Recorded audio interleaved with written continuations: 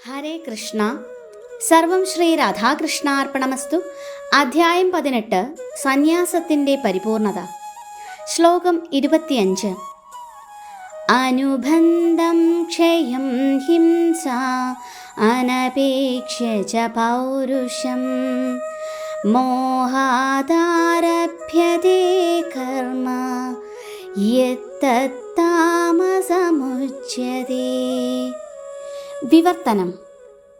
തുടർന്നുണ്ടാവുന്ന കെട്ടുപാടുകളെയോ അന്യർക്കുണ്ടാവുന്ന നാശത്തെയോ ക്ലേശങ്ങളെയോ അവഗണിച്ചും ശാസ്ത്ര നിർദ്ദേശങ്ങൾക്ക് എതിരായും വ്യാമോഹം മൂലം ചെയ്യുന്ന കർമ്മമത്രേ താമസം. ഭാവാർത്ഥം: ഒരാൾ സ്വന്തം കർമ്മങ്ങളെ രാഷ്ട്രത്തിന് മുന്നിലോ യമദൂതന്മാരെന്ന് പറയപ്പെടുന്ന ഭഗവത് കിങ്കരന്മാർക്ക് മുന്നിലോ ഏറ്റുപറയേണ്ടതുണ്ട്. ചുമതലാബോധമില്ലാതെയുള്ള കർമ്മം നാശകരമാണ്. വേദനിർദ്ദേശങ്ങളടങ്ങിയ നിയന്ത്രണ തന്ത്രങ്ങളെ നശിപ്പിക്കുന്നു അവ. അക്രമ പ്രവർത്തനങ്ങളും അന്യജീവികൾക്ക് ക്ലേശമുണ്ടാക്കുന്നവയുമായിരിക്കും പലപ്പോഴും അത്തരം കർമ്മങ്ങൾ. സ്വാനുഭവത്തിൻ്റെ വെളിച്ചത്തിൽ മാത്രമാണിങ്ങനെയുള്ള പ്രവൃത്തികൾ ചെയ്യപ്പെടാറ്. ഇതിനെ വ്യാമോഹമെന്ന് പറയുന്നു. വ്യാമോഹത്താൽ ചെയ്യുന്ന അത്തരം കർമ്മം താമസമാണ്. ശ്ലോകം 26. മുക്തസംഗോ നഹം വാദി ധൃത്യുത്സാഹസമന്വിതഃ സിദ്ധ്യസിദ്ധ്യോർനിർവികാര കർത്താ സാത്വിക ഉച്യതേ. വിവർത്തനം. ഭൗതിക പ്രകൃതിയുടെ ത്രിഗുണങ്ങളുമായി ബന്ധപ്പെടാതെ മിഥ്യാഹങ്കാരം ത്യജിച്ചും സ്ഥിരനിശ്ചയത്തോടും ഉത്സാഹത്തോടും കൂടിയും ജയാപജയങ്ങളിൽ അക്ഷോഭ്യനായും പ്രവർത്തിക്കുന്നവനത്രേ സാത്വികൻ. ഭാവാർത്ഥം: കൃഷ്ണാവബോധവാനായ മനുഷ്യൻ എപ്പോഴും ഭൗതിക പ്രകൃതിയുടെ ത്രിഗുണങ്ങൾക്ക് അതീതനായിരിക്കും. തനിക്കായി നിർദ്ദേശിക്കപ്പെട്ട കർമ്മങ്ങളുടെ ഫലത്തെപ്പറ്റി അയാൾക്ക് ഉത്കണ്ഠയില്ല. മിഥ്യാഹങ്കാരത്തിനും ദുരഭിമാനത്തിനും അതീതനാണ് അയാൾ. എങ്കിലും ഉത്സാഹത്തോടെ ഉറച്ചുനിന്ന് അയാൾ തൻ്റെ പ്രവൃത്തി നിർവഹിക്കും.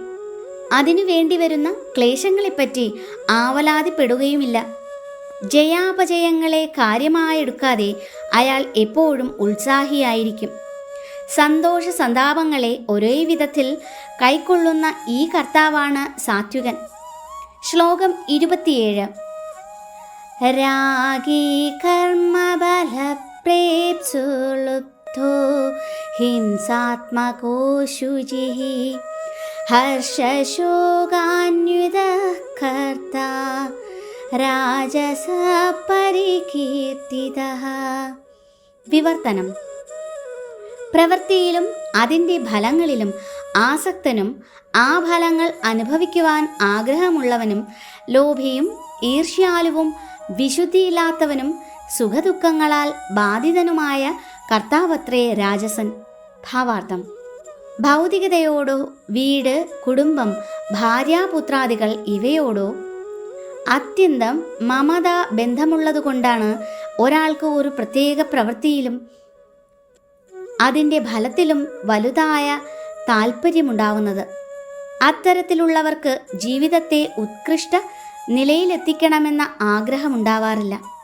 ഇഹലോക ജീവിതത്തിൽ ഭൗതിക സുഖാനുഭൂതികൾക്കെല്ലാം ആവുന്നത്ര സൗകര്യങ്ങൾ ലഭിക്കണമെന്നേയുള്ളൂ ഉദ്ദേശ്യം. പൊതുവെ ഇവർ അത്യാഗ്രഹികളായിരിക്കും.